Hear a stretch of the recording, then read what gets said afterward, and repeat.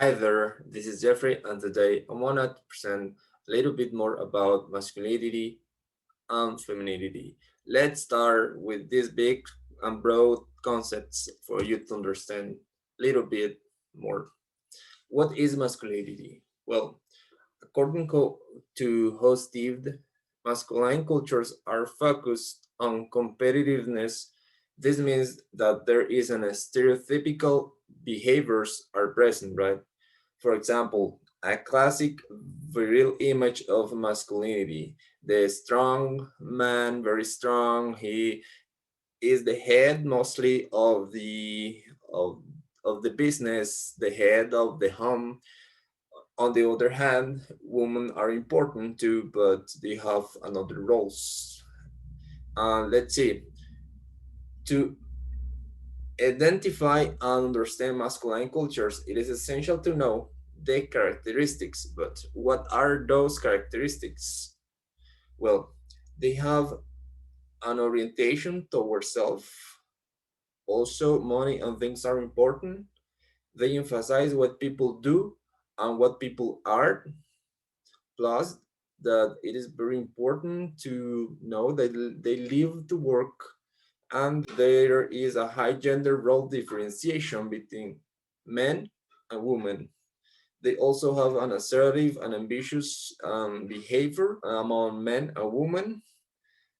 They feel sympathy for the big, fast, and strong, right? So, again, we have to know to notice how the roles of the genders has a differentiation, right? Well, what is femininity then?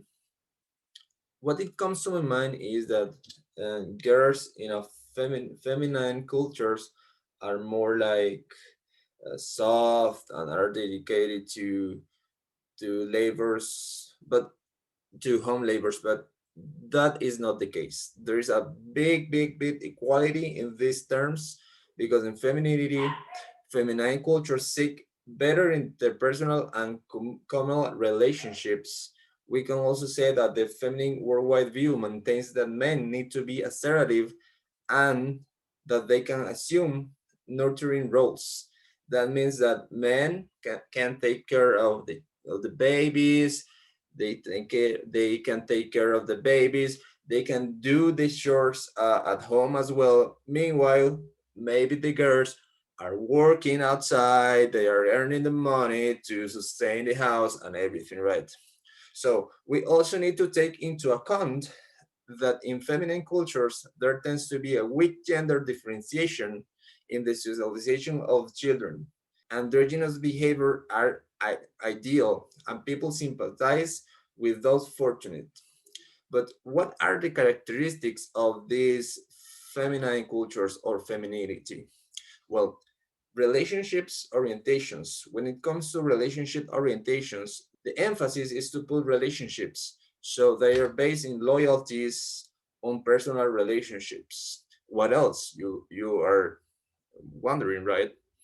Quality of life is important as to have a balance between the two genders. So, for example, the the man is taking care of the babies, meanwhile the girls is working, so that the two genders accomplish each other, so they can earn more money at the same time. Or the chores can be divided between the two genders. What else? Well, in masculine cultures, they live to work. Meanwhile, in feminine cultures, they work to live all the way around, like, right? So, low gender role differentiation. They have like a modest man and woman. They have sympathy for the small, the slow, and the weak. Totally opposite to the masculine. What are some of the differences between both terms? Well, let me tell you. It can be said that masculinity and femininity is the way in which aspects such as achievement, materialism, competition, affective sharing, quality of life, and interpersonal harmony are visualized. In this case, masculine cultures are focused on competitiveness. On the other hand, feminine cultures seek better interpersonal communal relationships. Okay, what is the difference? It can be said that masculinity and femininity is the way in which aspects such as achievement, materialism, competition, affective sharing, quality of life, and interpersonal harmony are visualized. In this case, masculine cultures are focused on competitiveness. On the other hand, feminized cultures seek better interpersonal and communal relationships, right? So very important to know the differentiation between the two terms. In which countries are these things practiced?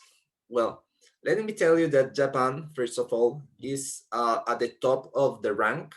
They are like in the first scale because they have like 91% of masculinity in their country. I mean, the masculine culture is so high. They are at the top of the rank.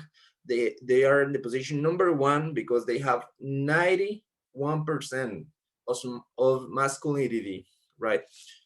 To give some more examples of countries masculine oriented, we can say that Austria, Venezuela, Italy, Switzerland, and Mexico are on the list countries with predominant masculine cultures.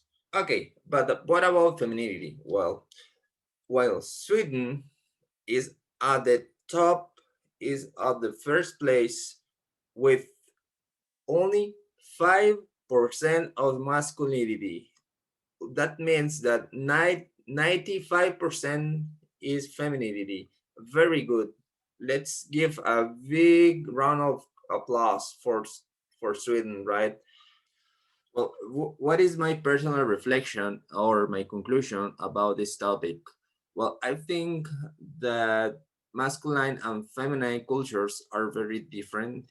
Of course, they are, but in terms of communicating, they are simple the same. But of course, we have to be very, very aware of what we are dealing with, and we have to study the culture before interacting with that culture. Also, the masculinity side of this dimension represents a preference in society for achievement, erotism, assertiveness, and material rewards for success. Society at large is more competitive, its opposite. Femininity stands for a preference for cooperation, modesty, caring for the weak, and quality of life. Society at large is more census orientated. Thank you very much.